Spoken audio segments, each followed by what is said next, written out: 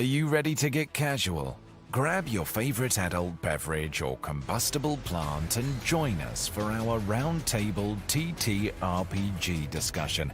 Oh yeah, it's time for Casual Friday. And now, here are your hosts. You all are getting too comfortable, so it's Tuesday now. What? Hey, Nacho. We made it. We're talking Critical Role, and it's going to be. I'm excited. I'm still feeling it. I'm ready to, I don't know, run out of the 4 hours to squeeze into my hectic life. But 3 episodes into an overture, I'm feeling pretty awesome about the whole thing. How are you doing, Jim? I am doing good, Ryan. Hey, Nacho, I don't know what you do for work, but this is more important than whatever's going on in your job.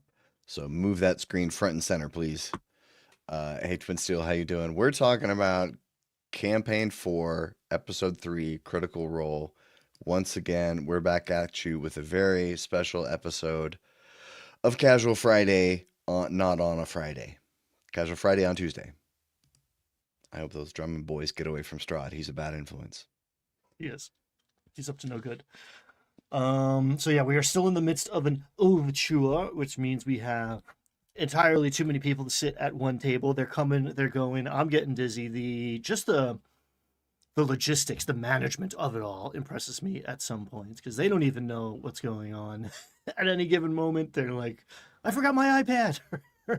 Or Sam made a joke about the writers not being able to get to the teleprompters quick enough because they don't know who's actually going to be reading them, which is always fun for me.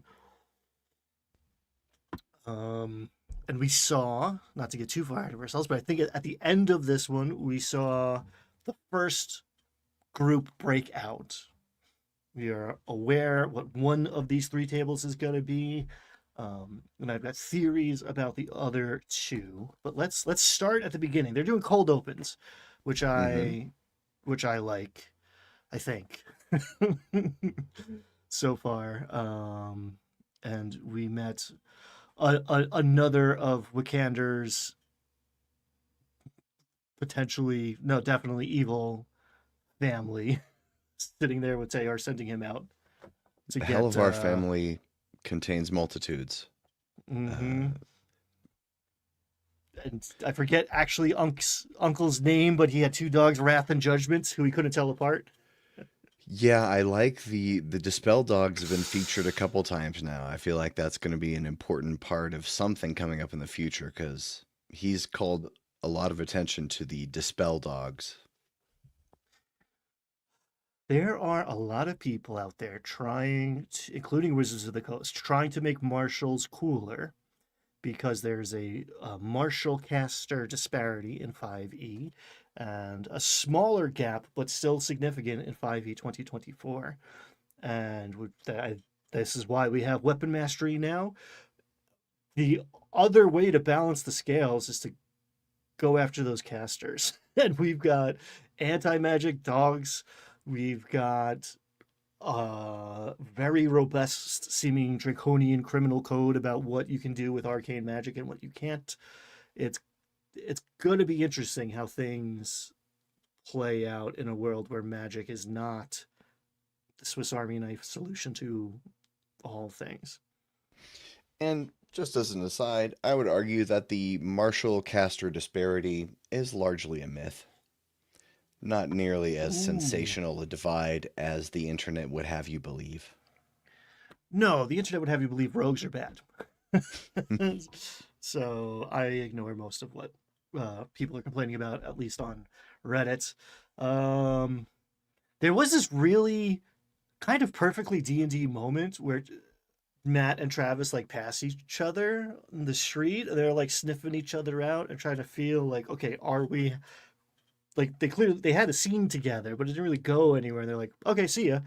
And they just like walk past each other, which served the story well. But I've also seen that happen where it's just like, okay, like, well, there's a ton of potential that could happen here, but not much does. Yeah, And scene. I didn't know if Brennan's intention was that for Julian to follow Taor and become a part of that scene. Who knows? There were a few moments like this. Like later on, we'll see Abria just decided to nope herself out of a scene. Like 2 minutes after sitting down at the table, and that had big ramifications later in the episode. But yeah, so because we didn't know who any of the tables were yet, I'm watching this. I'm like, are these two pairing off so they can establish a relationship before, yeah, so that was interesting putting the two of them together. But Matt's Julian Devernos is kind of a wild card so far. Like, don't really know what he's going to do from one moment to the next. No, and it's riveting. I don't know if it would be as riveting if it wasn't Mercer piloting the ship, but it's like, what's Matt gonna do? Oh, be awful. I'm here for it. He's playing a bad guy. With a heart of gold, maybe, but also maybe not. You keep like he gives you little like winks and nods, like, "Oh, I'm not all bad." It's like, but he's also still pretty crappy. So the plot purpose of this first scene in the cold open is to send Tayor off to his death because hmm. he's made contact with the Halavar family. They realize that he knows way too much, and so they send him off to a place where he'll be taken care of. And then that's the hard cliffhanger. Is like, and Brandon's doing this thing now where he says, and we'll find out what happens to X in this episode of Critical Role. And it's very satisfying that the payoffs that he's setting up really pay off, right? Like that cold open ends with a cliffhanger. You know he's walking into trouble there. And when we return to that scene, it's so much worse than anything I could have imagined. It was Yep. brilliant. But before we get there, we get the payoff from the last cliffhanger. We've already seen Grandpa in the Iron Maiden getting bled out for. It's not his blood, because do angels have blood? It's also his saliva. Whatever biological goo comes out when you milk an angelic being, they're using to power their evil empire. And Grandma like lays it down, and Sam is just portraying this fascinating character. I love every minute of him on screen because he's just the anti-hero, and usually the anti-hero people try to play like this edge lord kind of tough guy. He's the anti-hero because he has very little leverage or power or understanding. He's just like Mm, doesn't have the tools to be heroic yet, and you can see like, okay, it's a setup, but yeah. Speaking of Sam, the only thing I wrote down in my notes about the announcement section was Sam's crotch because mm, that was the highlight. I don't know if you skipped past the announcements, but there was I Sam. do. I'll admit it. Sam did a very crotch forward leotard Mm. ensemble in his announcement, and yeah, everybody was talking about it. It was memorable. Was it a cube? Do you have the box in there? I don't Are think we still doing that? I don't know. I don't know what he had in there, but after the after the announcements, yeah, then we go back to Wickander and Tyranny, just where they left them at the end of the second episode, which is they've just learned that Granddad is a celestial who's tied up and is being milked for filament, whatever his life force, and Grandpa's not into it. It's apparently horrible. Grandpa does not like it. In a world where the gods have been killed, all the celestials have become maddened murder machines. I don't know how Yanessa Halavar got this guy in a box, but she used his essence, this filament that they are now trafficking in, to make a wish spell. I don't know if we're talking ninth level D&D mechanics here, but that means she's packing heat. Don't sleep on Grandma, first of all. Um, Second of all, okay, that explains the logistics of conception of Wick's father, who I was really hoping he was Cyclops. Turns out it's just an Asimar. Yeah. The long scene with Inessa I found was very informative because we've hers is the first perspective of someone who said, you know, the Shapers War did a lot of bad stuff too. There were a lot of negative consequences from the Shapers War, and that's sort of her family's perspective. She said she confirmed his powers come from the blood in your veins, not devotion to a deity. Which speaking of is Wick tyranny's patron? Very interesting. I'm getting Maybe like she had. getting like a scene ahead of ourselves, but I don't know.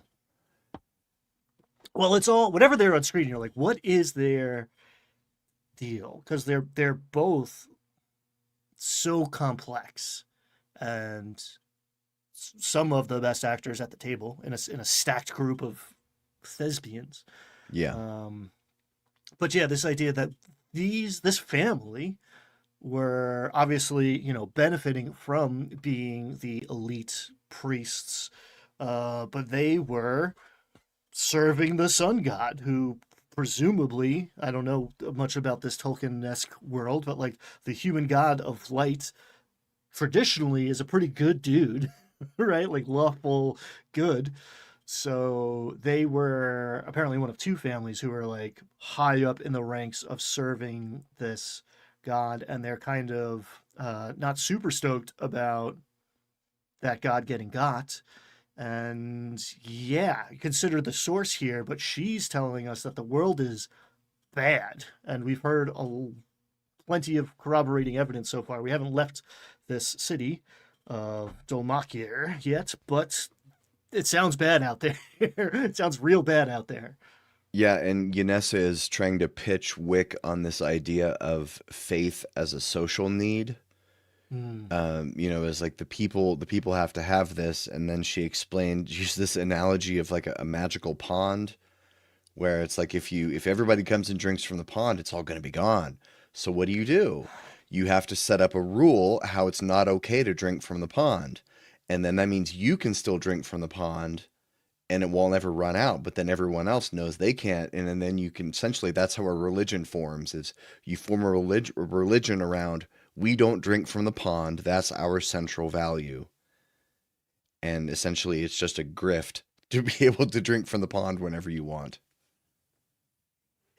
It's incredible. Brendan Lee Mulligan is so good at framing the evil plot in a perfectly reasonable way. And he turns to the camera pretty quickly after this. I think there's like during a scene change, or maybe he runs to the bathroom or something, but he points at the camera and says, "You can't prove this is an allegory." Which Yeah. brought me so much joy, because clearly it's not, you don't need a lot of string to connect what's happening Yeah. here to what's happening in the real world. But then, yes, tyranny, as she has repeatedly in only a few hours of game time, removes Wickander from a situation where he potentially doesn't understand what kind of stakes there are or danger he's in or his position, to run him a bath. And she comes clean. When we have like Sam kind of reveals that even though he was like yes, yes, yes to grandma and the family business, and yes, of course, he was the good son, he isn't necessarily 100% on board with being the evil priestly king of this place. But we find out that tyranny has known the whole time and is 6 months old, or not 6 months old, but she got this body Hmm. 6 months ago, which is a very interesting way of phrasing that. Um, and yeah, I just the two of them, they are potentially my favorite scene partners.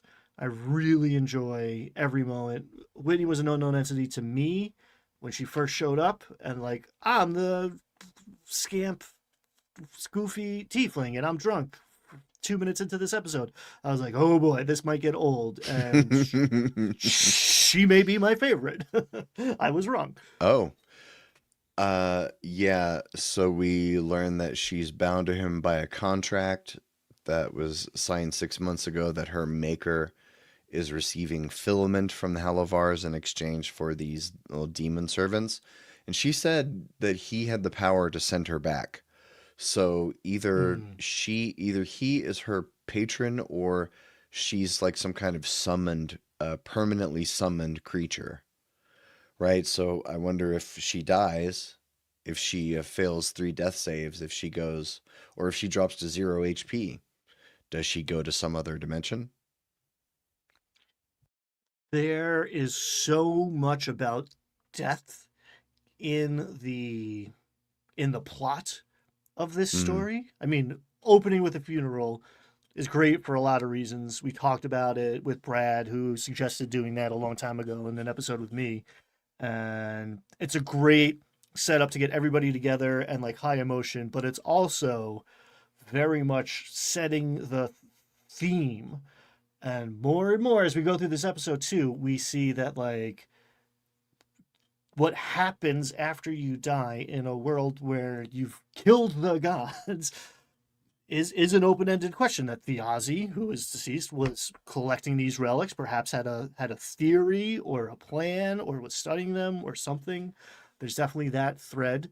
So we've also been told outside of game that this will potentially be very deadly. We saw a character get introduced by making death saves. We saw that same character and several others almost wipe because they couldn't roll above a 10 this episode in a bit. And Brennan has several times said like he's not pulling punches, have a second character loaded up, a man after my own heart. The stakes are real here, but tyranny being a demon who is occupying a body, it seems. And maybe, Tayar was on his way to be occupied as well. I don't know, speculation, but like that's potentially the process here. If she dies, does she just return to the pit, which means she can come back? Like she's the one soul in this mix that has a route to go to. Everybody else is kind of mm. stuck in this limbo potentially. So it's interesting. She also named drop Charvi. I didn't look up the spelling or whatever, but the high priest of demonkind and the shadow of suffering, which good work on the titles. Mm. So then after the bath scene, we move over to the Pentaveral, where we see Murray, as that last cliffhanger. She had just met Primus Taconis. Murray's at her mage's college. And then I wrote in my notes, Mouthy Murray almost gets herself murked.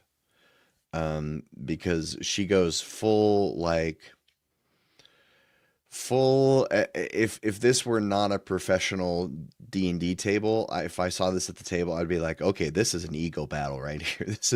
This is player Yes. versus dungeon master. This is some personal stuff. But I mean, these are professionals, so like they know what they're doing. But like Marisha went pretty hard in that scene, mouthing off to someone who's like one of the most respected people in the town. She said F you to his face. And we learned in the cooldown only avoided dying because she passed a save. That was I think they established it was like a powerful like an upcast bestow curse, but it was like major badness. It's like if you fail this, you just don't act if you fail a pretty high DC wisdom save. For the next 24 hours, every time you try to do a thing, you have to make a save to move, to act. This guy's name is Lord Primus, right? And in my heart of hearts, I hope that's just a Les Claypool reference, but the guy's name is number one bad guy. If you didn't know he was bad by the foreshadowing by his son, and if death is the main theme being depicted here, then like the next one is probably daddy issues. So big bad daddy here. Yeah, almost got her, and I actually thought about it because I can't help but like put myself in the position sometimes if like okay if this was going on in our table like how would this feel? Because that got heated. Murray just had a bad day. She Mm, heard her whatever, the dean, who's clearly like her friend and confidant, is getting got. The institution that she has thrown herself upon. It seems like maybe the dwarves place is not a good place to be anymore. I don't know, but she's a dwarf in at the city of the Black Gate, right? She's in Orktown, and okay, it's a cosmopolitan center now, but this is her spot. She hasn't come from privilege. She's got the bejeweled grill, right, which she thinks is classy, but he clearly doesn't. mm-hmm. So there is a class struggle here, which Brendan is always willing to lean into. Um, and she's got this like Appalachian dialect. There's a like she's from the hills, literally and figuratively or fantastically. So there's a lot of play in that scene, like in the subtext. But whew, the things you can do with trust and the things that people try to do before that trust is established could be a whole episode in and of itself. Like that's the thing. People come out and take big swings with strangers thinking they're playing Critical Role. And yeah, it can go bad if you don't have these relationships established and this like baseline trust established first. And then we got an interesting twist at the end of that scene where Murray makes an insight check on her on the dean who's on his way out, who she thought was her only ally at the school. Mm. He he deceives Primus. She makes a bad insight check, and she thinks that she's being betrayed, which is very interesting because Marisha knows what's going on, but her character thinks that her best friend, her only friend at the Mages College, has thrown his lot over with the enemy now. Yeah, I'm interested to see how that plays out. I love a consequential natural one. Brendan's always making the dice count. And again, you called it. We're getting there, but you called it. Last episode, in the first episode, they were rolling hot. There were a lot of 20s going around, and you were like, well, it's gonna swing the other way. um and it did, because we got to the I don't know, third or fourth cliffhanger we got last episode, where the fight's going to break out in the not the rookery, the crow keeper's spot, which is not the rookery, because everything is birds, because Brendan's in charge. Uh, um, but yeah, they're talking to the Thieves Guild, and it goes pretty sideways, pretty fast for them. It seemed. Yeah, I thought it was funny that Brennan, he went, he was like, I'm gonna go get our first map, and everyone's like, yay, first map, and there's a lot of rabble at the table, and it takes a couple minutes for him to set things up, and then he's getting minis and doing whatever, and it's like, he's clearly not used to this, so it takes longer than Matt Mercer, who's like, pew, pew, pew, pew, pew, in the things all set up. Then as soon as they got it set up, I think it was Laura Bailey Thimble tried to make an intimidate check to basically Mhm. end the combat, and you could see on his face, he's like, I just got done setting it up. So he sets the intimidate check at a DC 20. Every dungeon master's been there, because it's a couple of things. One, like, you're ready, you put a lot of work into this set piece battle. Even though they're only level 3 and this is the first fight, but like he's got a lot riding on this. And she made a persuasion check and it failed, and you go into initiative. So if it was not cut and in a different episode, a different session, like I would be like, we already did that. No, probably. So like that might have been part of his mental math too, of like, you've opened your mouth and made it a fight. Now trying to take this guy who's about to snatch you in a burlap sack because you're a 4-inch Tinkerbell, holding his nuts hostage with a needle, is maybe not going to make the situation better. But yeah, sure, I'll let you roll for it. It reminded me of a moment in, I can't remember if it was campaign 1, which I haven't seen a whole lot of campaign 1, or maybe it was early in campaign 2, where they were they were at sea, and Matt had handed out like stat blocks for all different ships and stuff, and he's clearly very excited about it. And then Sam did some like a thunder wave or something. He did something to cause the enemy ship to capsize, and the combat was just over. And you could see Matt was devastated.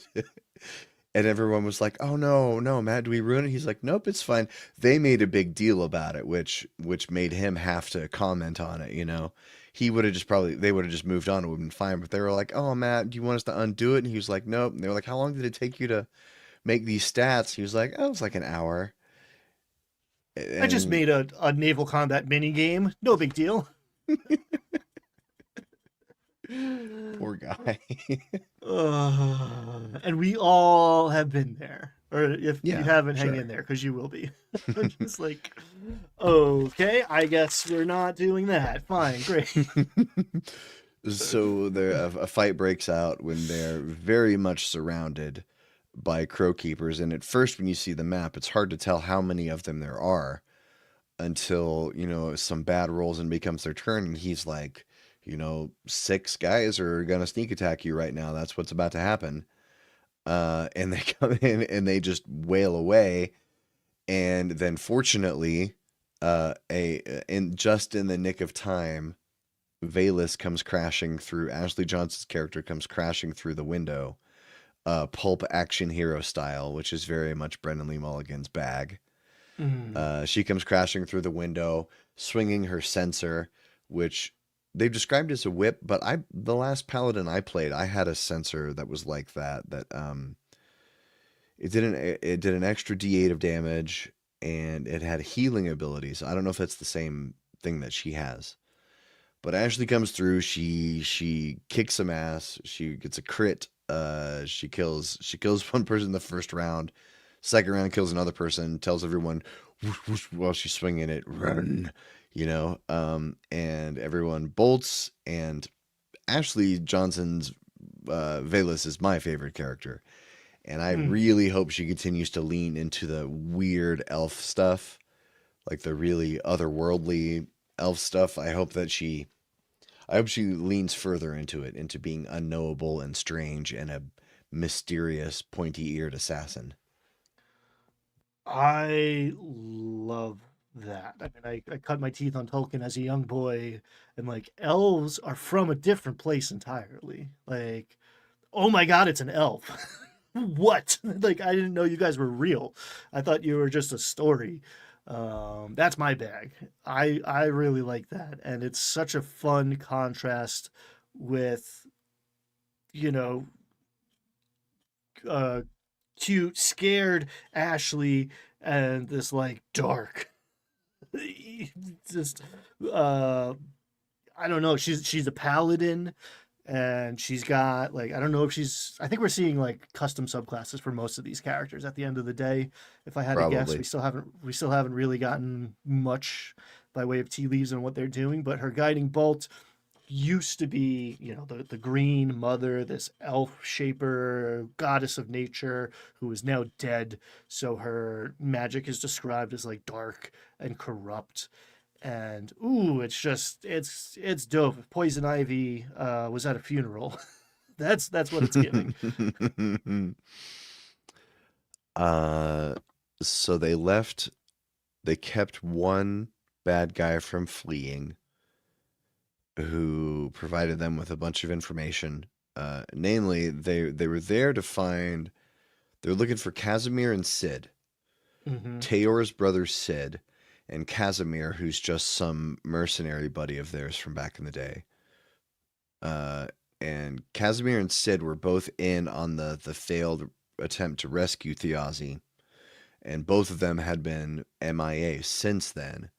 So they knew that there was a mole in the organization, and so they suspected pretty strongly. Everyone did from the jump that it was one of those two, because they were the only ones who didn't make it back to the rendezvous spot after the failed thing. And then they find out that Casimir's gone. Casimir owed a bunch of money to the Crow Keepers, he had his own little like subgroup, his own little crew in the Crow Keepers who were loyal to him, who weren't necessarily aligned with the rest of the Crow Keepers. And he had been skimming money. I guess he was supposed to, like you have your rackets, then you kick up, but he was skimming off the top before he was kicking up. And he was on the gibbet. There's a list of people who owe the Crow Keepers money, which Valus took, which that was kind of, you can see Brennan didn't expect that. Valus took the gibbet, so she has this list of people who owe the Crow Keepers money. It was a little weird. And they also said that, so it appears that Casimir ripped off Thimble's hideout. Mm-hmm. Because he showed up at the Crow Keepers with a bunch of loot. Sid ran in and took one piece of loot, which was a deed to a house or a deed to something. It was kind of implied, and then more expressly like developed later in this episode, that Kaz sold Thiazi's stuff and came back in to pay off his debts with that earning from the take. He didn't just like show up with Thiazi's stuff, because Thiazi had the Stone of Night Song, which is why Valus is here in the first place, and Kaz stole it and now sold it to question mark. We have clues later in the episode about where that might be, and he has a deed, so clearly it's like, oh, don't we find out pretty definitively who has it at the end of the episode? I think it's like 90. It seems pretty clear that like, okay, so we'll get to that. Sold it to the, okay, cool. I think it was like left open. I think maybe because the characters don't know, but it is known as maybe the divide there. But yeah, Kaz has a deed to a plot of land up north somewhere, and like a stronghold or something, not just like a plot of land out in the wilderness. He has like a chalet or something now to go to, and Sid, who was supposed to be in the wagon with him picking up Thiazi from the attempted, that became successful, public execution. Sid runs in, having figured out that Kaz is the guy, grabs that title, and runs away. And that's the last we've heard of either of their whereabouts. Sid being Tayor's brother. There was one NPC in the episode, and I can't remember. Was it Sid who Brendan described as his day job was installing secret compartments on wagons? I think that was Kaz. I think Kaz is like the smuggler, and then he got brought in because he was the driver. But he was also in the cold open last episode. He was in the Falconers Rebellion and saves Thiazi's bacon, and that was a flashback to however long ago. But he was in the mix. But he was in the Crow Keepers. He was like the bootlegger guy. He was the driver. He got the wagon. He was the one putting like secret compartments to like whatever, move arcane goods around. Or it seems like there's a big criminal underworld here. It just seemed like when it said it, I don't know, maybe not. I said it was his day job, but it was like his role on the team. I was like, what a great D&D heist position. Member of the team, you got to have the guy who can install the secret compartments on the wagon. Like, what a great D&D job for someone to have. Like, I customize wagons for people. And if you pass a little coin under the table, I might put some special compartments where that people might not be able to find. Wink, wink. Yeah, I like it. How are you trafficking your insert fantasy drug? You know, your filament. Oh, we also, to loop back a tiny bit, we found out that Wix is betrothed to someone in order to get access to these vineyards so they could cut the filament with wine, whatever. Like, there's an arranged marriage going on. So I'm almost certain that will come up eventually again. I missed that part. Yeah, it was like kind of a throwaway, but he has like I don't know if they're engaged so much, but like Yanessa explains, like, yeah, you're going to go marry this woman to get access to her family's wine business because somehow the grapes are infused with, I don't know, face stuff maybe, and that like cuts the filament. It makes it go further. So it all felt very druggy to me. Wick is fascinating to me because of who's playing him mostly. Because Hmm. I know Sam's history that he loves to play characters who have a big secret or have some kind of giant metamorphosis that it just feels kind of. I could see Sam telling Brennan like, I want my character to have some kind of big twist or change, and I don't want to know what it is. I don't want to Mm. see it coming. Just you hit me with it. And Brennan doing it right away and being like, "Yep, your whole life is actually a lie." Because I mean, I don't know. Sam's an actor, but his reactions seem pretty genuine to me. He seems pretty shocked with a lot of the developments that were happening within his family. Yes. And either way, it's incredible. But it does feel genuine in some aspects of like that the end of that last episode where he's like, "What?" Like freaking out. Um yeah, I think he has an outline and Brendan put meat on the bones and like, "Oh god, is it terrible meat?" um should we cut to the hollowed round was next. If Yeah, we're we had ready the to move break, on. then we had the hollow round, and honestly, I was kind of checked out during a lot of this scene. Some more. It was very world buildy to a degree. This is the place where, um, as good Asgar as the orc god would like come down to the orcs from the sky and like they would. See, it sounds like a fighting pit. The way to describe this amphitheater. I don't know what you do to praise Sauron, but this is where the orcs would do it.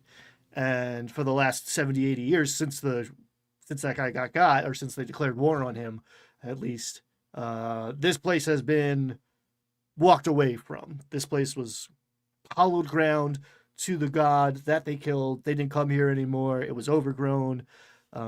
Hal, it seems, has been petitioning for a long time to get it reinstated as like something that they can use and is now in the midst of renovating it. There's a much ado about the gift shop and all the little jokey things that they were at the concession stand and the fruit leather, which seems like it'll be a running gag now. Um, and Bolaire shows up to deliver this mysterious The paint, paint. which we keep Yep. we keep hearing about. It's magical. We have no idea what it's doing yet, but there's a lot of it. There's a Yeah, lot of this stuff.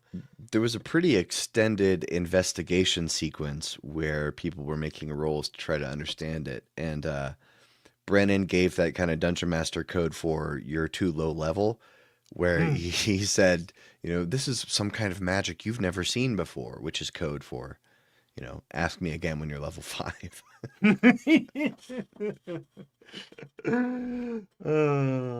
And I do like we haven't gotten a lot of Bolaire screen time Yeah. and a lot of like what's his deal, but I like what I've seen so far. Taliesin can, by being withholding or like trying too hard to be cool, could sometimes like rub me the wrong way. But like, woof, am I loving this guy so far? Um, I think the problem is Caduceus was the dude, and that has set the bar so Mm. high for me that like everything else that he touches is gonna be like, you could just be playing Big Lebowski right now, and it would be so much better, bro. Uh, Yeah, Caduceus was great. There was a character they mentioned in that scene who I haven't been able to figure out who that is. Algar? Algar Alogar? is Alogar? Taisha's son, and we don't. I don't know. Oh. Is it with Hal or what? Like I don't know how many kids they have, but I know I could be mistaken. But Algar, whatever, that his so it's either his sister, maybe half sister, expresses concern about him. He's the one that Julian has as like a ward or a student or a trainee, right? Like I'm surprised we haven't heard more about him, but Taisha asks Julian about him episode 1, and that's the main mention we've had so far. And he's a good student. He's good with the sword. He's, in training. Why he's with Julian or the Divinos or the Royces, I don't know. Is it like a polite hostage situation because of the Falconers' rebellion? Maybe, but it seems like we haven't heard much else about that. Everybody else seems to be walking around with nothing hanging over their heads. So Like I a think he's just in training. I don't know.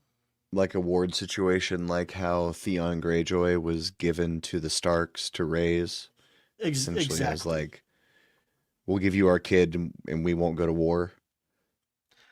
Exactly. Which makes me think, is he Theoz? I don't know. It's all, I'm not sure yet. It's the whole polyculeness of the orc relationships makes it a little harder to figure out what line goes where. Yeah. At least for me. Because there's concern there. It doesn't feel like when Taisha said it, Taisha hates her. She's mama bearing too much. It's getting a little one notey for me, but we'll see what happens. She's just always angry at somebody for something. Um, just me? I don't know. Facts. No, Uh, you're right. okay. uh, but now to have it like seconded by an NPC by the daughter, who you know, Brennan has brought a lot of commentary and wisdom through in many campaigns, but even in this one so far, it seems like she knows what's going on to a degree. She has a bead on people. So if she's concerned, okay, something's concerning about his situation. We're worried about him, and we haven't. I mean, we get a lot of Julie in this episode, and none of the kids. So I don't know what the deal is there.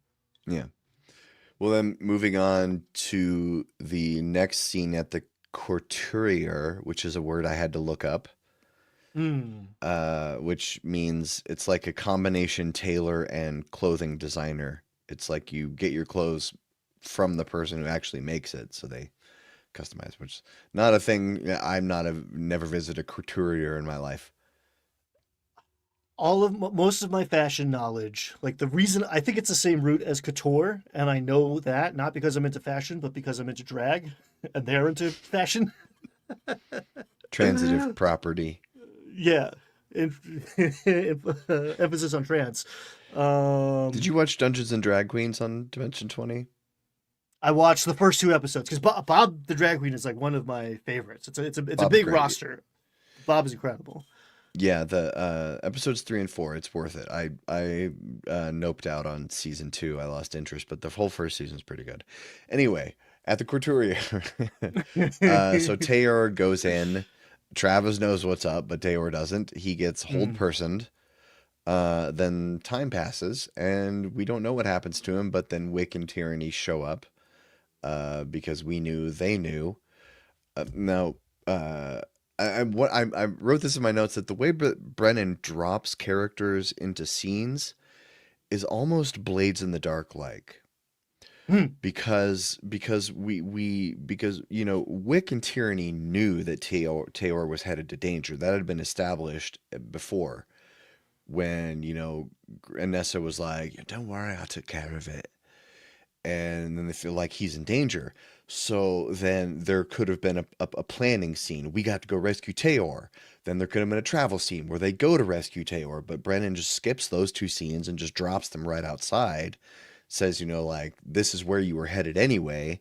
It's like that Blades in the Dark thing of like, we're not going to plan the heist. You start right outside the heist, and we'll go back in time if we need. Which you do in Blades, but you don't really do in D&D. They didn't do that in this scene, but Brennan was just like, skip the stuff that we know where it's going to end up anyway.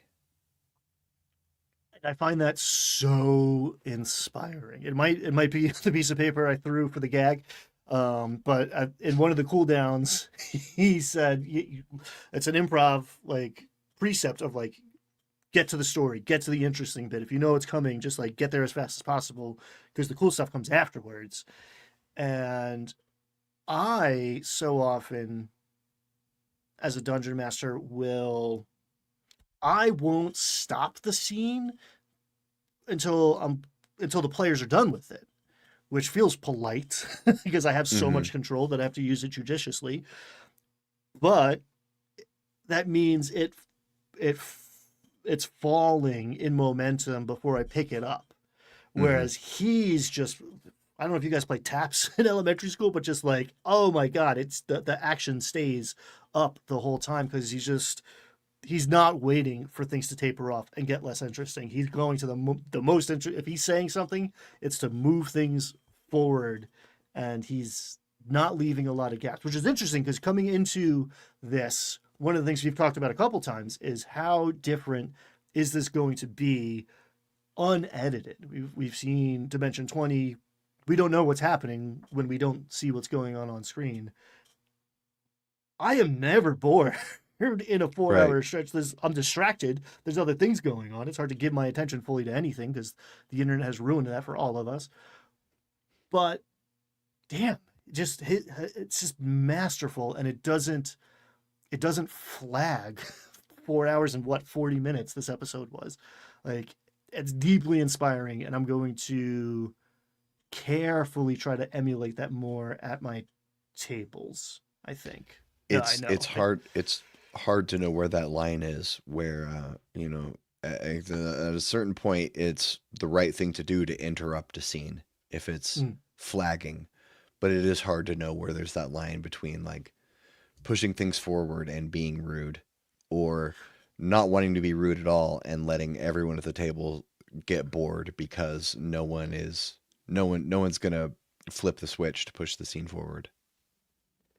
Yeah, and there's 13 people who are all pushing the scene forward, and he's still coming in, like never letting it flag. And I so often like am waiting for it to flag Yeah. to interject. So yeah, maybe I'm gonna stop doing that. Just the setup. These two are my favorite.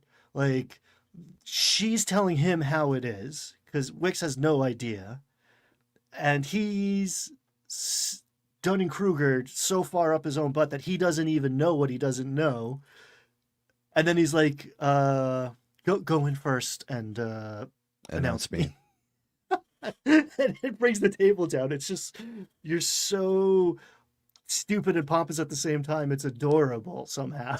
It's a neat Yeah, trick. this as Tyranny and Wick try to go get Taor back before he's well, we don't know exactly what was going to happen to him. But yeah, it's finally we get like a real comedy scene.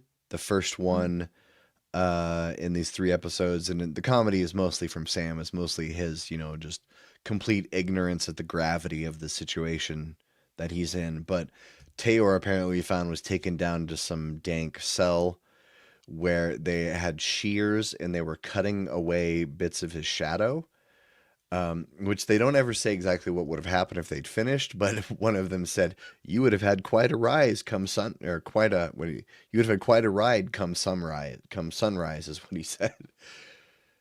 I don't know. There's the old Faye thing about if you cut off someone's shadow, they lose their soul. But I don't know what that would have to do with sunrise. But we didn't we didn't find out Tayor's fate because Wick was able to essentially out of ignorance use his station to get him released. And it was kind of a weird scene because Brennan brought out a bunch of people who he didn't I assumed he was gonna try to integrate them into the scene, but it just didn't happen. There's like I noticed Abria got really fidgety. But it's like she was sitting there for 45 minutes with nothing to do, so that wasn't really her fault. But like clearly the scene didn't go the way Brendan intended because there were a bunch of people who had nothing to do for like an hour until he eventually changed to a different scene. Well, he was doing. I think maybe he was like preloading, so they didn't have those transitions. Maybe because he was gonna like, because eventually he gets to all of them. Because you had Murray and Azune meeting. Was that before this or after this? But they were meeting like in that neighborhood in like the market shops. Like, I didn't see you at the funeral. I was like, oh well, I showed up late. It's like, well, I was on time. Like, come on. Perfect paladin to whatever holler punk wizard interaction. Uh, but the whole Are we doing Peter Pan? I mean, Tinkerbell's here. We're cutting off shadows. I haven't seen Captain Hook yet, but maybe that's Tayor. I mean, not Tayor. Maybe that's the Ozzy. I don't know. It's just you put a little Tinkerbell in front of me. Now I'm looking for connections to make it more Peter Pan-y, and cutting off shadows is one of them. Mm. Is this the process that whoever used to be Tyranny went through? That's my question. Oh. Because Tyranny's had this body for 6 months, like, and these guys are soulless vessels occupied by some demonic force. They wear these wigs to cover up the back of their skull is blown out. I don't know. They clearly went through a different, less fashiony process to get possessed by demons. Is there, and they knew Tyranny. Like, has she been here before? Is this where she came from? How often does this go down? Lots of questions. Yeah, I don't know. The scene ends with Taora successfully leaving. Later, everyone is assembling at Julian's home. Or not Julian's home, at Hal's home. Hal and the Halovars, Sid and Cat. There's too many names that are similar across all this. I Yes. get Hal and Halovars. Wait, they shouldn't have. They should have caught that. They should have caught that in the second draft. That's what the second draft is for, to catch stuff like that. Halavar, too confusing. Like, you wouldn't have a character named Bob who has a friend named Bobby. That would be way too confusing. But so everyone meets at Hal's home. You were about to say? I think like Hal's name we know is something else, right? Like it's Hal for short. So maybe like Hallandil. Hallandil, which is, yeah, it's very Tolkien-y. It's still pretty close to Halavar, though. Halo, because it's Halo in his head, and he's like, I can't call it Halo because that's 2 on the nose. So like Hallow, I don't know. You get to you take different roads to get there, and then you're like, these are very different in my brain, and then you start saying stuff out loud. I've been in that position where it's like, oh yeah, that is exactly the same, huh? Whoops. I'll explain my reasoning, but it won't help. Thimble meets Julian for the first time, or the first time since the Ozzy's death. Matt is still full antagonizing.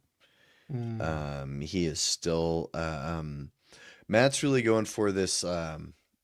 I figured out what the comparison was. It's a romance novel trope. He's going for the hot Byronic jerk in need of redemption.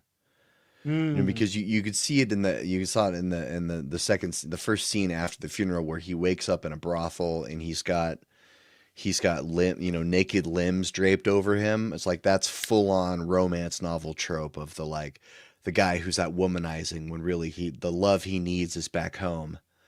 So, and I appreciated it, that full Byronic hero, that like tragic hero, staring at the skull, like full on Hamlet mode.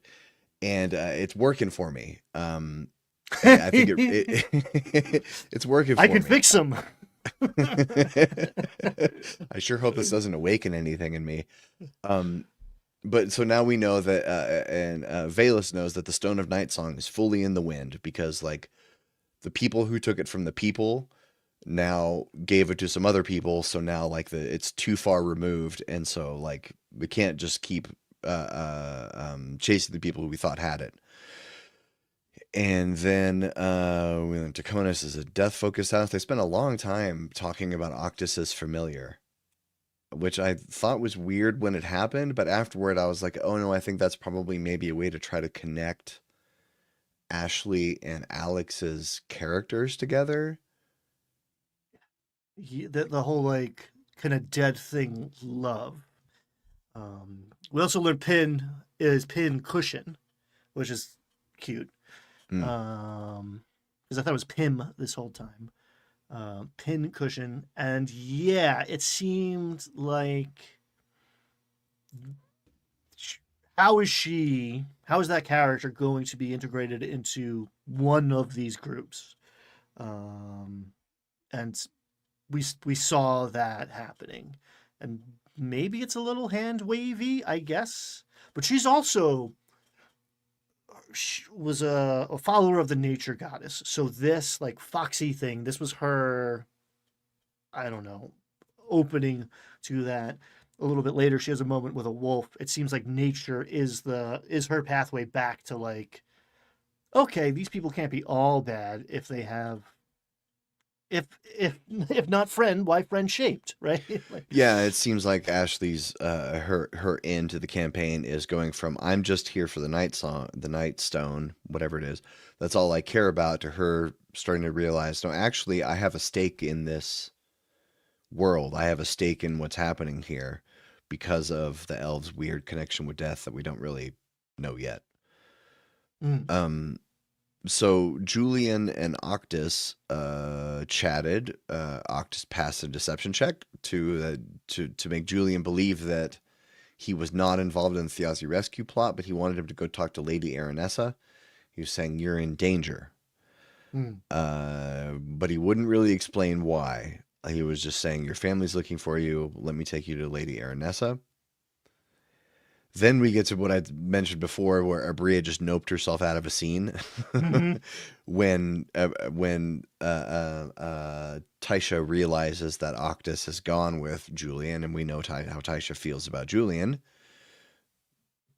She just sprints off to go after them. And I'm fuzzy on her relationship with Octus. Like they showed up together, and she's very protective of him, but I don't quite understand the dynamic there. He's he's a wizard school dropout necromancer. She's a practitioner of the old way, like the druid path. They got this halfling reliquary for Thiazi. I don't Yeah, know what their deal is. we really know so little about Octus. You Hmm. know, all we really know is that he has turned against his house and he was involved in the plot to rescue Thjazi. We don't really know why Hmm. or, how his relationship was with any of these people. He was involved in the plot, but that's really, he got more screen time in this episode, but he really didn't reveal anything. No, and it's interesting because I feel like he's very much in character. Like I feel like I'm familiar with him. That like we've gotten to know him through the screen time because he's being portrayed very interestingly. But yeah, I have no idea what his deal is. He's like he's the you know fifth, sixth, seventh inheritor to like he's like the rich kid who got shipped away to boarding school. So like yeah, he's got a ton of privilege, but also like no one's ever paid attention or cared about him. So he's been like off on his own. Yeah, he did reveal something a little bit later where he said that he was the eighth child in a family of Mm, sorcerers, and because he was so far down in the birth order, he didn't get any sorcerer's power. that's so interesting. I missed that because like there's this whole like folkloric Yeah. mythology magic of like the seventh son of the seventh son is the one. You don't hear much about the eighth guy.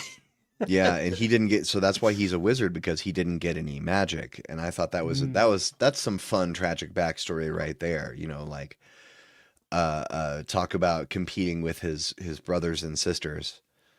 That they are all innately magical and he just grew up a muggle. yeah. Ooh, right in the heartstrings. Oh, I feel for him. But in the previous scene where we were live, so Abria leaves, Teor returns, and so now basically all the pro-Thjazi people are in one place because Wick has essentially turned against his house. Wick has, said, I'm not with them, so now everyone there is the pro-Thjazi gang. We know Sid stole a deed to a stronghold, and now there are multiple PCs who all have various reasons to get out of the city together. Well, not together, but they all have reasons to get out of the city. Some just need to get gone. Some need to go find Kaz, and so this is the perfect time for them to team up and to say that they're going to go north. And also, once again, Liam gets a special sword, which I Oh, think is it's so special. It's so special. The Liar's Blade. I'm really excited to see what that's all about. He didn't get one in campaign 2 because he was a wizard, but I'm pretty sure in every campaign he's gotten a special sword now. It's in his contract. Yeah, I'll play with you guys, but I need to be OP. He's got dreams of like a line of plastic swords he's gonna sell at KB Toys. Dagger. But so then now we officially have our first full table, the soldiers table. We get Taylor the Paladin. What you're gonna say? Well, you can give us the soldiers lineup, and I will explain the moment of confusion I had in this. Well, I don't know what I was doing, washing dishes or something, listening to this. I actually had to go back and watch this because I thought there was an extra member to the soldiers table. So Tayor, who's a paladin, Thimble, who's a rogue, Wick, who's a cleric, ? Tyranny, who's a warlock, right? Or sorcerer. She's a warlock. TBD. We know Wix is not a cleric, but he is labeled one. He's mislabeled as a cleric. Or maybe there's some weird subclass shenanigans that we don't know about. Tyranny, though, is a warlock, right? Yeah. I believe so. We haven't seen her do any classy stuff yet, I believe. So I'm prepared for everyone to be a lie. Yeah, 505. Cadigan is a ranger. What did you miss? Well, before this, like right around the time the Liar's Blade is introduced, Murray and Cadigan have this like some of the wittiest flirtation I've seen. They're both these like the lowest class people in the room, right? He sleeps outside. And she's like, how about you? What's your deal? And then it like goes to something else, and she brings it back. She's like, you got my back. And he's like, oh, I got your back and your front and your sides. And I was like, woo, Robbie, I don't know, man. Like, yeah, this waking up something in me now. And I was so confused. I was like, Murray's going with these guys out of town because like this guy wants to kill her, and she's like running away from the like. I thought Marisha was at that table. I was like, that's a lot of people too. That's like 6. The other tables are smaller. I legit had to like back it up to figure out if Murray was going with them or not. Also, that goodbye scene with I just think Liam and Laura clearly have this like brother-sister relationship above table, right? Like they played the twins, they have that connection. They're clearly like not going to participate in the same game of D&D for a stretch here. That everlasting bardic inspiration that he gives her on the way out was just a really good moment that Brennan like tied a bow on to really let it shine. I think that was nice. That's some peak D&D stuff right there, where you're like, yeah, you broke the rules, but because it was good. I think Murray and Julian will be at the same table. I think Matt and Marisha want to romance each other in fantasy land. We can get to predictions, but yeah, it isn't. I was curious to see if Travis and Laura were at the same table, and like Smart Money says yes, but also like if they're splitting their shooting schedule, maybe like childcare is easier. Like who knows? Like the logistics of real life creep into all of these choices here. And then Wix and Tyranny are clearly like coupled up, right? Like paired off, let's say. So like Cadigan's kind of like the odd man out in this group, and like, oh, we got a little bit more of him. And he's another one where it's like, all right, the drunken bum guy, like this could get old fast, and like, oh man, every time he opens his mouth, I'm happy. He had the steak, he had the raw cut of meat on his eye because he had a shiner, like leading into the fact that he got his butt kicked, and he's also like gnawing on it at the same time because he's just feral. Maybe he's the dog.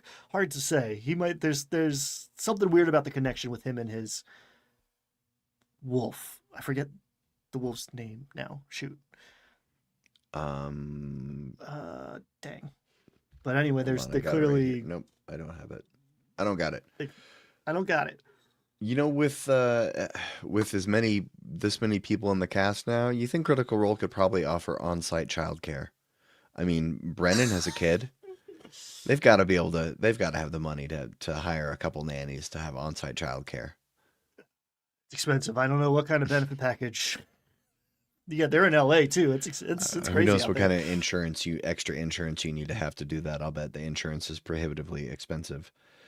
Cadigan switches tables frequently. Well, that's one thing I think with this. My prediction is a very staggered shooting schedule, which will allow for very frequent guest spots. Because we know that one table is now five, so that means that the other tables are almost certainly going to be 4 and 4. 5 and 3 would be weird. Hmm. But 4 and 4, Brennan pretty regularly DMs for 6 people on D20, so I think regular guest spots, people switching, borrowing people, trading people, I think that's going to be how they keep it fresh, is like people doing Marvel style cameos at other tables. Valid. I do think. All right, we'll skip ahead to the projection time. I think we maybe saw the table split here, but maybe not. I don't know. So that moment when Bria noped out was the moment I was like, she's doing too much.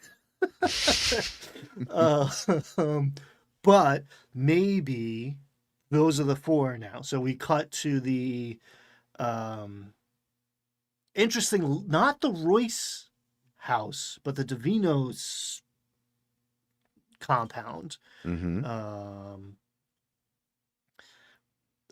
and we have, well, we start with Matt and Alex and Bayless like tagging along just because she's enamored with this pet now, basically. Mm-hmm. Um, and the Lady Ernessa asks at a certain point, Octa's like, "Why is there an elven warrior downstairs?" And he's like, "I mean, I don't know. I know more than anyone, and I still don't quite understand."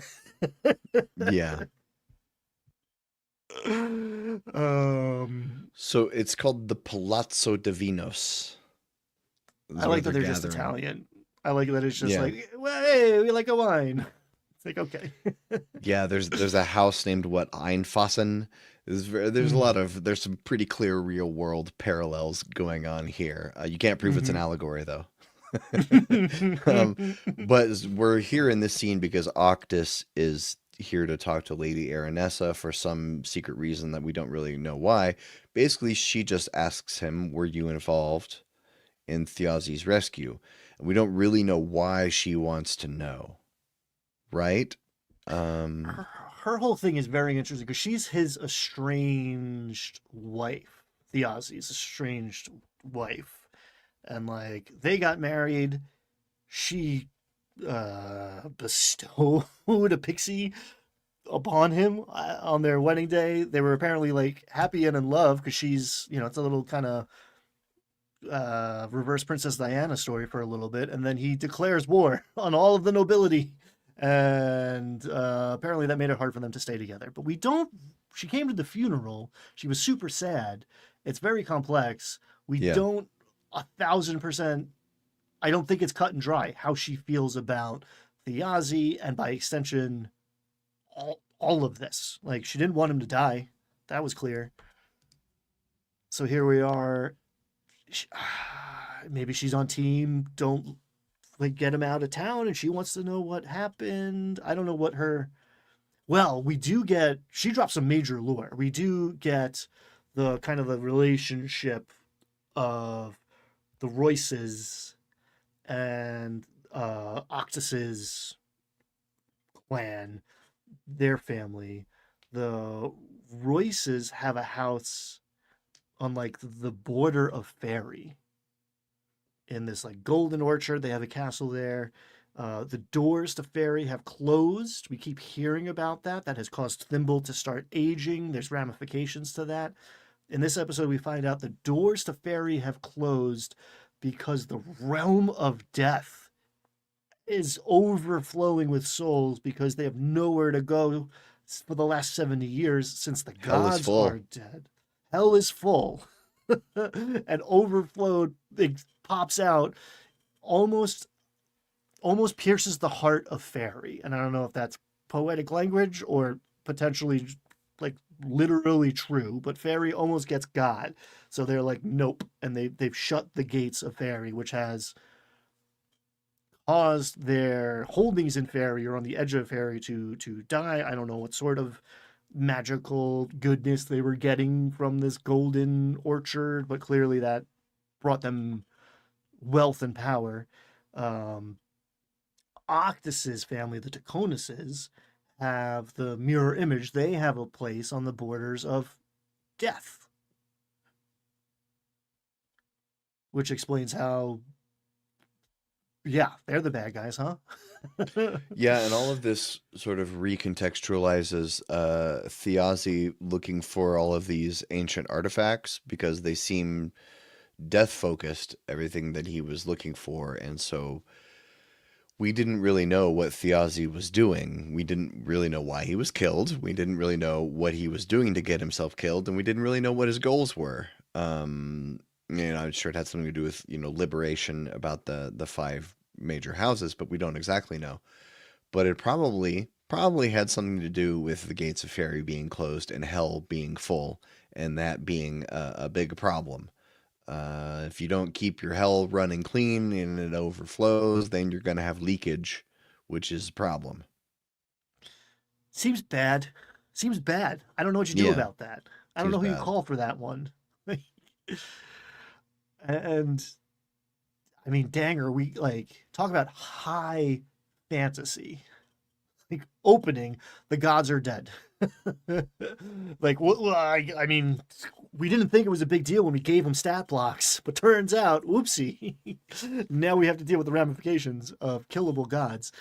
Um, But and it seems like we've got the plot path sort of laid out for the I don't know exactly what the soldiers are going to be eventually up to, but the seekers and the schemers, like it feels like I'm sure the seekers are probably going to be investigating this whatever this is to do with the gates of Fairy. This is Lord of the Rings, throw the ring into the fires of Mordor, and throw the ring into the fire kind of stuff. And then there's also the schemers are going to be in the sort of Andor Game of Thrones plot to do with the houses, mm, probably, because there's definitely, and it's all going to be related, clearly. But it feels like we have our major lanes, and what the soldiers are going to be doing, I don't exactly know, but roll an initiative a lot, hopefully, because I want to see that. it's gone so terribly so far. Um, yeah, I think we're gonna see what's up with Death. I think pretty quickly. Brendan's not pulling like he kind of pulled punches because the Thieves Guild didn't take weapons out. They were literally just like punching them. But they had sneak attack and they're level 3 and they were seriously outnumbered. So like if it had gone all the way, someone would have died. So I think that table I'm going to predict first character death is happening over there. But we didn't finish the plot. So there was a cliffhanger at the end of the episode. Everything happened very quickly, very fast. A lot happened at the end of the episode. They detected souls in the garden, and then one of those souls just killed Julian's dad right in front of him, ripped his spine right out, and you could see. I went and I watched that scene again today, and you can see most of the people at the table, like they do kind of polite reactions to things. But if you watch Matt Mercer when he's role playing, he's very locked in, no facial expression. He wants to be no distraction at all. Like he wants like he's perfectly still like a cat turning invisible. And you could see when Brandon's describing his father's face, you could see Matt's eyebrows like kind of knit.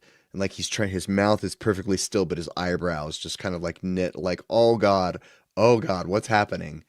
Yeah, and so in full Game of Thrones, Ned Stark getting chopped, who we thought was going to be a major character, Mm. most likely in Julian's world, just gets axed just right away, and then the zombie strike force comes in.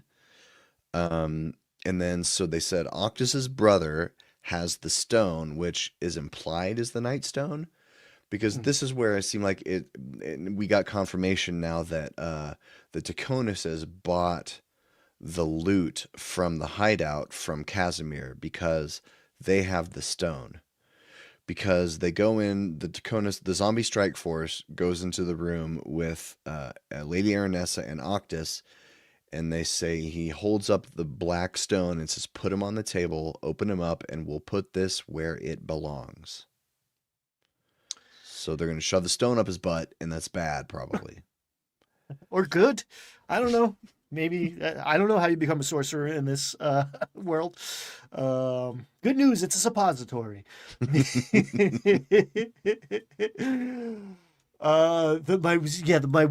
reason I was hemming and hawing before is because the player characters were talking about how potentially it was the Halavars because Sam's family has holdings and maybe that deed came like that was his family's stronghold to give out. So maybe, and the Halavars and the Draconuses are uneasy allies. I don't think they're working together as much as this. So it could be either.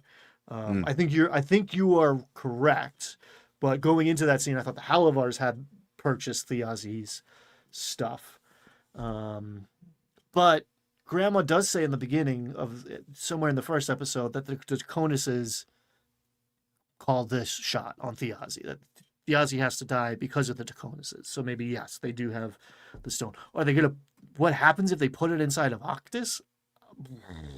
I don't know. That's weird. We'll find out. We'll find out. I think the knitting of eyebrows on Mercer's part is the part of your DM brain is like, okay, what would have to happen by the rules of D&D 5e that someone just walked in and did a Mortal Kombat finishing move, because you can't just do that in a balanced encounter, like it's gotta be, you just have to feel like, oh man, what would it take for like an incorporeal being, and like, okay, you can break the rules whatever you want, but like he just took his skull out of his head, and like my brain, he doesn't have to describe what happens to your head when your skull's gone. Like my brain auto completes that equation pretty quickly. Awful, terrible. So yeah, I was sitting there like, what is that thing? And they can't. I know they're level 3. They can't fight it.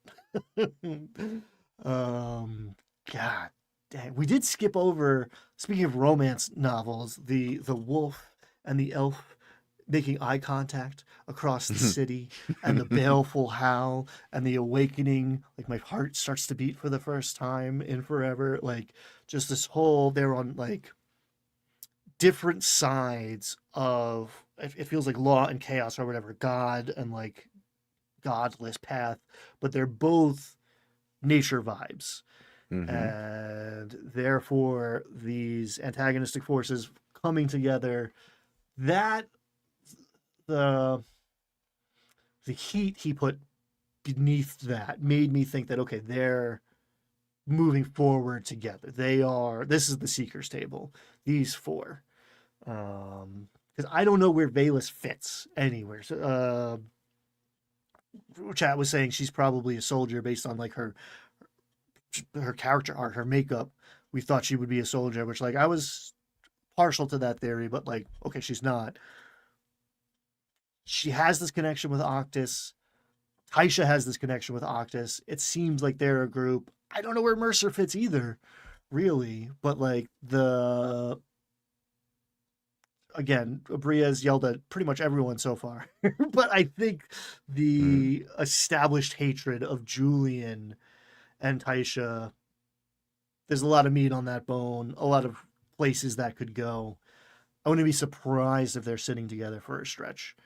So maybe we've seen and now we got the townies, right? The schemers. It's Hal and Azune and Bolaire and Murray seem, I don't know, for party balance, like my min-maxer brain, like they should be at different tables. You need to spread out the arcane, but I don't know. They're a fun pair. They had their own little scene at the museum. I don't know. Yeah, our soldiers table has no arcane caster. They have a cleric, a warlock, a rogue, and 2 half casters. It's an interesting makeup for a combat-focused party. Well, Wix, again, we don't know what Wix is. Cleric can do anything, but I think he's Yeah. probably a sorcerer? Question mark. But yeah, there's a lot of there's 3 half casters, right? If you go, you got a ranger, you got a warlock, you got a paladin. Or no, is Teor a fighter or a pally? Do we know Paladin. this? Paladin. He is a paladin. Yeah. But where he has no weapon in his character art, that was a big point of discussion. We don't know what kind of weapon he wields. Well, there's like a flail, I think. They get his stuff. Like they pull back the they make a joke about it's all beaded curtains here. There's no doors, so Brennan has to make it a curtain, but it's like a soundproof curtain, and they open it up, and there's a shield and I think a flail. But also the point of being a beast man is to, use your claws, right? Yeah. Yeah. Yeah, and you can, and then 2024 you can divine smite on unarmed strikes now, right? I don't think you used to be able to do that. Yeah, you can pump a smite into your claw bite. Remember in the UA they were going to allow divine smite on ranged attacks? Yeah, that Bad idea. one is bad by numbers. 2 kind of breaks the class fantasy. Like give that to a ranger. Give me arcane archer and make it good. I don't know. It's just like the pumping of the smite because it's after the fact too. Like you connect first and then you tap into your divine whatever overly developed sense of justice. Let classes have their own thing. Stop giving classes bonus action attacks. That's the monk thing. Bonus action unarmed attack is the monk thing. Stop giving it. They gave it to the new bard. They gave it to like a couple of the new bards. Stop doing that. Let classes have their thing and come up with new ideas for subclasses instead of just borrowing what this class can do. Anyway. There's enough wizards. Stop making wizard subclasses that just do what other classes do, but better. Yeah, my last Baldur's Gate 3 run, I did all casters, and I had two wizards, a warlock, and a cleric, and I had a blade singer wizard and a war cleric. They were way tankier than any paladin or blade singer wizard is amazing, and war cleric also amazing. Yeah. I'm like, okay, clerics. I'm a little more okay with them being so versatile because they don't dominate everything, but like a wizard being the best fighter in the game is just wrong. I don't care what you studied. Like, come on. Oh, cool, bro. You're good at dancing now? All right. 25 armor class by level 8 or 9. It's pretty crazy. Blade singer is just crazy. Is broken. Anyway, we should probably wrap this up now since we're just rambling about things in D&D we don't like. I'm looking forward to the subclasses that come out of Darrington Press in the near future, and I'm looking forward to episode 4, the final episode of the overture. So yeah, catch us on Friday, which is on Friday, and at least for a while, on a mysterious other day of the week too, where we talk about the new Critical Role. You never know. We're going to keep you guessing, and that's a promise. All right, I'll go ahead and hit the button here. Thanks for watching. We love you. Bye, guys.